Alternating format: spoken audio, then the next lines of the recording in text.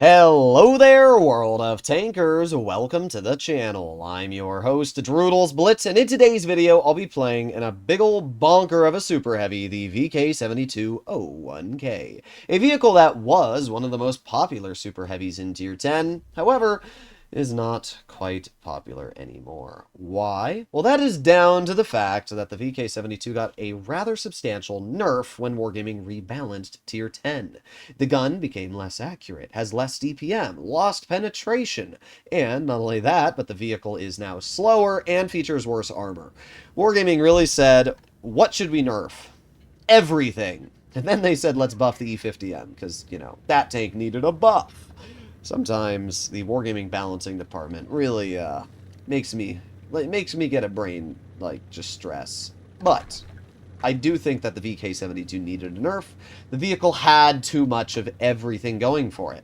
The only thing I'm a little disappointed in is the fact that they nerfed the turret to a point where it's not a very hard pen, which it should be, if you ask me.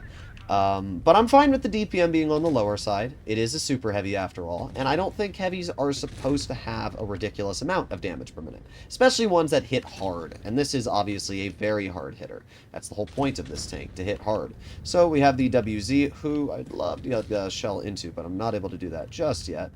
He's right there too, but not able to get that shell out. Okay, well we have the E3 as well. I have the 183 overlooking that though, which is obviously pretty nice. Okay. Well, not able to do anything to that. E3, kind of chilling there. You also have the AMX. Let's see if I can get a shell into the WZ. Nope. Unfortunate. Oh, there you go. Good. Our 183 does exactly what I expected him to. Bonking the AMX. I mean, yeah, there's not much else to say. Now, this AMX is going to poke, and because of that, I'm going to aim in right on his vehicle, and there you go, 624. We pull back in the cover. Okay, we're doing all right. We're doing all right. AMX is making over-aggressions, which is not what you want to be doing, and I'm doing fine. Currently, I still have the 183 overlooking that position as well. So what am I going to do? I'm going to get into a side scrape, and we are going to poke the enemy WZ. And there you go. Nice 549 into his tank. Alright, pretty good stuff. We're up to 1,890 damage dealt now. We do have the Hovri in front of me. And, well, again, the DPM on this vehicle, not great. That is something you're always going to have to worry about. But, 694. I mean, tungsten goes burr, does it not? This thing just chunky chunkers off the enemy HP. So we reload again, and we keep on waiting. Alright, 3, 2, 1. Oh, we got the enemy WZ here. Alright, well, that's fine. Just shoot him. I didn't know that the WZ even existed until there, but it doesn't really make too much of a difference. We got a big shot out.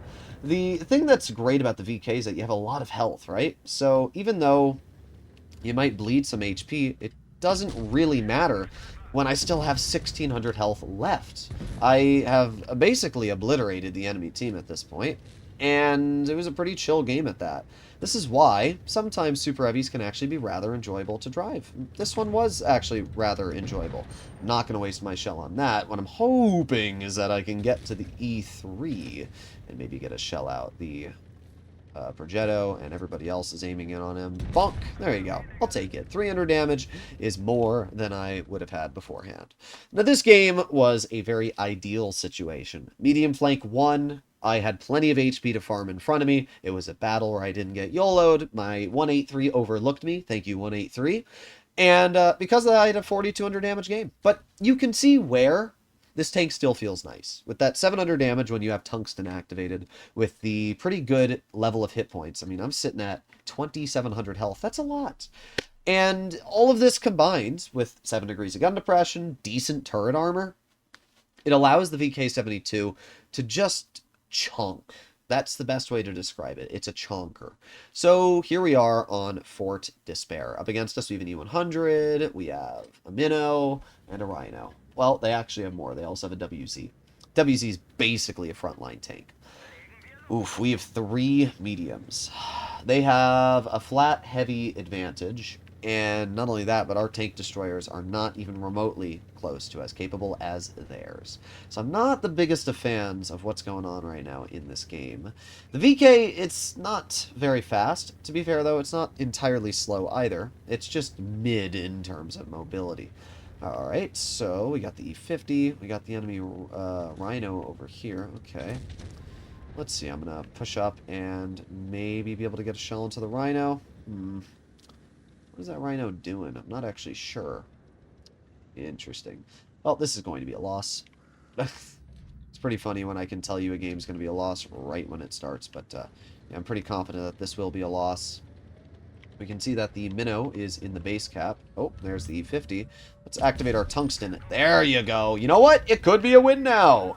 The enemy E50 made a big ol' bad play, which was called that. That was the bad play. Oh, man. Main E50, that's kind of your fault. Don't make that poke, and you won't get bled all that HP. Okay, we have the WZ. Oh, my gun depression. It let me down. All right, well, we have the Rhino all the way over here, and what am I going to do? Well, kind of hoping I can push this Rhino. Let's reload and see if we can get the shell out. Keep on going, keep on going. Bonk! There you go, 491 into the Rhino. Enemy team is going up on base cap, though, which is not ideal. Let's move over here. Rhino gets a 480. Bruh, that is a huge chunk of damage. All right, let's reload. 3, 2, 1. Bonk! 642. All right.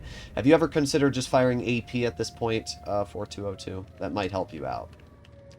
I'm not going to be the one that resets the base cap just yet because... I will now. All right, I need to move in because if I don't, we're probably going to lose the game on base cap. And nobody on our team is seeming to do anything about that, so... Well, actually, I can't do anything about it because we have the E100 here. Are we going to lose this game on base cap? Well, we have the Minnow, and I'm aiming, and... Oh, we are going... Oh, thank God. One of our teammates was smart enough to reset the base. Of course, because of that, I'm going to lose 900, maybe, yeah, 900 health because of that.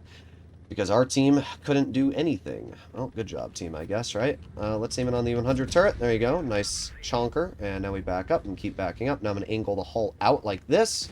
And the 100 bounces me, which is perfect. This is exactly how you want to use the VK72 here. This is exactly how. So we're going to reload. We're going to angle it again. Angle, angle, angle. We loaded another gold shell. Oh, yeah, this is going really well for you. Face hug me. That's fine with me. This tank should do fine in a face hug. I'm just going to try and gun block him here. Yep, See, the turret armor on this vehicle is still pretty reliable, to the point where people will definitely struggle to pen you. And, as we can see, my AP cut right through him. Okay, I do get penned. A little annoying, but not that big of a deal.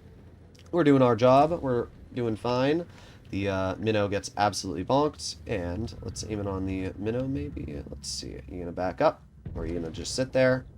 If that shell had hit, life would have been a lot nicer. Unfortunately, it did not. Now we have the Sheridan flanking off to the side. You're going to try and get behind me. I would assume that's what the Sheridan's going to try and do. 3, 2, 1, and bonk. Bye-bye. Will not miss ya. Well, this is another pretty good game. And we can see where the VK72 does actually feel pretty survivable. And with the level of HP and damage output it has, do a solid result. So we have the E50M, which we get a nice high explosive into, dealing 230 damage, taking him out of the game. There you go. That's another 4,000 damage victory. We were easily able to do everything we needed to. I mean, the E100 might have the DPM advantage over my tank, but we have the alpha advantage, and not only that, but I definitely have more armor than the E100. The E100 has to fire premium ammo to pen me, which lowers his DPM by about 25%. And not only that, but he bounced one shell because he face hugged me. I bounced another because I was able to angle it properly. The VK is actually a really fun tank. And it's probably one of my favorite super heavies right now, just because it still seems like it can do okay against the current meta. 4,022 damage. And if we take a look at my stats in the vehicle, I have 3,600 average with just shy of 70%. So win rate is a little bit lower than I'd like, but the average damage is pretty good, and you can see that. It's a fun tank. So let me know in the comments down below what you guys think about the VK72. Let me know if you enjoy it, let me know if you don't, and I'll see you all in the next one. Bye-bye!